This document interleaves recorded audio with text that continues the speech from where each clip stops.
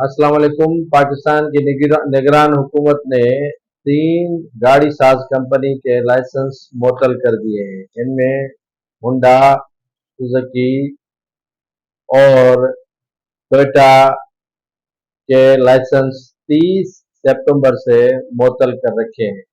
हुकूमत का मौक़िफ़ है कि ये गाड़ी साज कंपनियां हमसे मुआहदा कर चुकी हैं कि इन गाड़ियों का जो पार्ट्स है वो बाहर से मंगवाने के बजाय यहीं पर जो है बनाकर गाड़ियों में फिट किया जाएगा। लेकिन इस पर अमल दरामद न होने की वजह से इन तीनों कंपनियों के लाइसेंस मुअत्तल कर दिए गए हैं।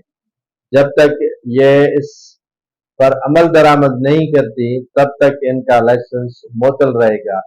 याद रहे कि इन तीनों कंपनियों ने पाकिस्तान के अंदर गाड़ियों के पुर्जे महंगे होने और ये जो पुर्जे हैं वो बाहर से मंगवाने में ताखीरी हरबे इस्तेमाल होने की वजह से काफ़ी यूनिट्स अपने बंद कर दिए थे। ताहम निगरान हुकूमत आते ही अपने तरफ से इन कंपनियों के लाइसेंस मुअत्तल कर रखे हैं।